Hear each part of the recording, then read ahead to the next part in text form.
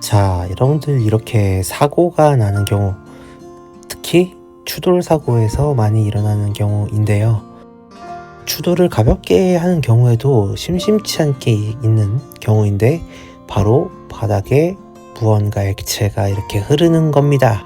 근데 과연 이 액체의 정체가 뭐고 정비소까지 운행을 해도 되는지 한번 판단하실 수가 있나요?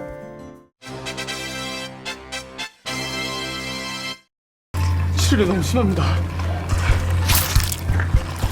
장갑 하나 줘. 자, 여러분, 사람도 피, 그리고 물, 그리고 담즙 같은 여러 가지 액체가 몸 안에서 흐르고 있잖아요.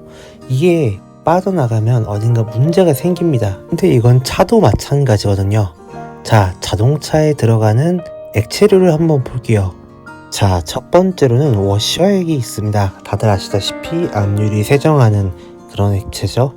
그리고 엔진의 윤활과 냉각작용을 도와주는 엔진오일, 미션에서 나온 구동력을 뒤쪽 바퀴에 전달하기 위한 디퍼런셜 기어에 들어가는 디퍼런셜 오일이 있고요. 브레이크 호스 안에 돌아다니면서 브레이크를 밟을 때마다 브레이크가 작동할 수 있게 압력을 넣어주는 브레이크 액이 있고요. 냉각수, 자동차의 엔진열을 식혀주는 냉각수라는 액체가 있습니다. 오늘 주인공은 바로 이 냉각수에 대한 얘기입니다. 앞서 말씀드린 액체 이외에도 몇 가지 액체가 있지만 다 스킵하도록 하고요. 냉각수에 대해서만 오늘 다룰 거기 때문에 냉각수 얘기를 좀 해볼게요. 다른 액체들도 중요하지만 냉각수를 다루는 이유는 이겁니다. 냉각수가 흐르는 위치가 차량의 아주 전면부에 있기 때문이죠. 이 이유는 차량이 주행을 하면서 주행풍, 앞에서 들어오는 맞바람이라고 하죠. 이 바람에 의해서도 뜨거운 엔진열을 식히고 나온 뜨거운 물을 식혀주는데 큰 도움이 되기 때문이죠. 자, 이게 라디에이터, 그리고 가운데 있는 게 선풍기처럼 되어 있는 게 라디에이터 쿨링 팬입니다. 자, 이 라디에이터와 라디에이터 팬이 엔진열을 식혀주는 원리를 좀 볼게요. 冷却水上昇スリップストリーム1スキル左30センチコース修正ラジエーターに風を当てろ。 왜 우리가 선풍기 틀어놓고 있으면 시원하잖아요. 그것처럼 라디에이터에도 시원한 바람, 주행풍이 들어가면 열이 많이 식습니다. 그래서 라디에이터 앞에 라디에이터 그릴이라고 하는 게 이렇게 구멍이 숭숭숭숭 뚫려 있는 거예요. 자, 그리고 두 번째 냉각하는 방법은요, 바로 냉각수가 엔진 주변부를 이렇게 돌면서 엔진열을 빼앗아오고, 그렇게 엔진이랑 냉각수랑 열교환이 이루어지면서 냉각수는 뜨거워지고 엔진열은 식는 이런 원리입니다. 근데 이 냉각수가 무작정 그냥 도는 게 아니고요. 그 라디에이터 팬도 무작정 도는 게 아니고요.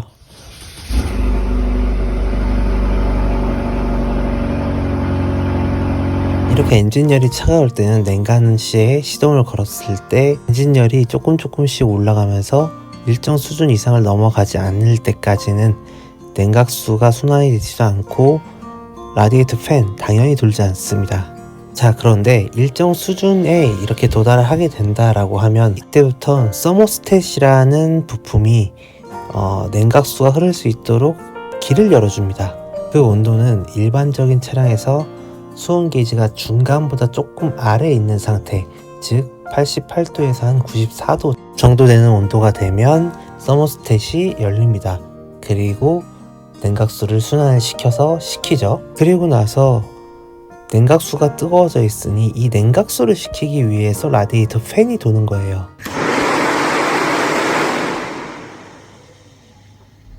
자, 그런데 중간보다 조금 아래에 위치해 있어야 할 수온 게이지의 바늘이 중간을 넘어가고, 그리고 심지어는 빨간색 부분 근처까지 올라갔다 라고 하는 상황이 생기면 굉장히 위험한 상태인 겁니다. 대략 110도 정도만 넘어가기 시작해도 이 중간보다 한참 올라가 있는 게이지의 모습을 볼 수 있을 건데요. 이 상황에서 계속해서 운행을 하거나 아니면 시동을 걸어놓은 공회전 상태를 두게 되면 굉장히 위험한 상황이 발생이 됩니다. 엔진이 과열해서 오버히트 현상을 일으키는 거죠. 이렇게 되면 엔진을 통으로 교환해야 되는 상황이 불상사가 발생될 수도 있습니다. 보통 현대차, 소나타 기준으로 봤을 때 엔진 어셈블리 금액이 330이네요. 운이 너무너무 좋다면 이렇게 헤드 어셈블리 실린더만 갈 수도 있지만 어쨌든 이것도 엔진을 내려야 되는 작업이다 보니 통장이 되는 거는 당연지사입니다. 자, 그러면 여기서 냉각수가 새고 있는지를 확인하고 싶은데 냉각수의 색깔이 이렇게 다양하단 말이죠. 심지어는 색깔 구별하기 쉽게끔 스며들지 않는 재질의 에폭시 코팅이 되어 있는 곳이라든지 이런 데는 그나마 색깔 구별하기가 좀 쉽지만 이렇게 아스팔트처럼 액체가 스며들어 버려서 색이 구분이 안 되는 경우에는 이게 냉각수인지 엔진 오일인지 에어컨에서 떨어진 물인지 알 수가 없겠죠? 아니요, 알 수 있습니다. 우리가 옛날에는 운전면허 필기시험이 필수로 나왔던 문제입니다. 달콤한 냄새가 나는 경우 2번 냉각수가 새고 있다 라고 바로 확인할 수가 있겠습니다. 그래서 냄새를 좀 맡아보시면 금방 달달한 냄새가 날 거예요. 자, 가벼운 추돌 사고라고 생각을 했는데 앞에서 액체가 흐릅니다. 그것도 냉각수가요. 자, 그럼 이렇게 냉각수가 새고 있는 게 확인이 됐다라고 하면 어떻게 대처를 해야 될까요? 어떻게 대처를 해야 엔진이 뻗지 않고 돈을 굳을 수 있을까요? 冷却水上昇スリップストリームに行き過ぎる左30センチコース修正ラジエーターに風を当てろ 자, 제일 좋은 방법은 앞에 말씀드린 것처럼 라디에이터 안쪽으로 바람이 들어올 수 있게 고속주행을 해주는 겁니다. 최대한 저RPM 고속주행을요. 그럼 수온이 내려올 거거든요. 그럼 수온이 정상 수치까지 내려왔다 라고 하면 그때는 시동을 끄시면 되겠습니다. 그런데 만약에 꽉꽉 막히는 길이라든지 아니면 주행 자체를 할 수가 없는 상황이라든지 할 수도 있잖아요. 이런 경우에는 일단 신속하게 주차할 수 있는 갓길이라든지 이런 데로 정차를 합니다. 그리고 본넷을 열어놓고요. 그리고 바로 시동을 끄세요. 자, 여기서 가장 잘못된 상식, 에어컨 버튼 컴프레서를 작동을 하면 냉각 팬이 돌아가니까 식는다. 팬 강제로 구동하실 수 있습니다. 하지만 냉각 팬이 돌면 뭐합니까? 냉각 팬이 식혀줘야 될 냉각수가 없는데요. 이런 경우 오히려 과열을 더 빠르게 진행할 수도 있어요. 자, 두 번째, 정차해놓고 바로 시동 끄면 안 좋지 않느냐? 맞아요. 금속의 특성상 열을 받았을 때 이 열을 서서히 식혀주는 게 가장 좋지만 주행을 해서 주행풍을 맞을 수 있는 상황이 아니라면서요. 그러면 차라리 그냥 시동을 끄시는 게 낫습니다. 그리고 나서 이 차를 정비소까지 갈 때 가장 좋은 건 견인을 불러서 가는 게 가장 좋겠지만요. 만약에 견인을 부를 수 없는 지역이라든지 여건상 견인을 할 수가 없는 상황이다 라고 하시면 근처의 약국에 가셔서요. 증류수라든지 아니면 정제수 같은 거거든요. 하나 구입을 하시기 바랍니다. 해서 냉각수 보조 탱크에 이걸 부어주시고요. 그럼 가까운 정비소까지는 갈 수 있는 정도로 임시 조치는 될 겁니다. 그런데 여기서 가장 중요한 거는요. 여러분들 생수를 사시거나 정수기에 있는 물 넣지 마세요. 절대 넣지 마세요.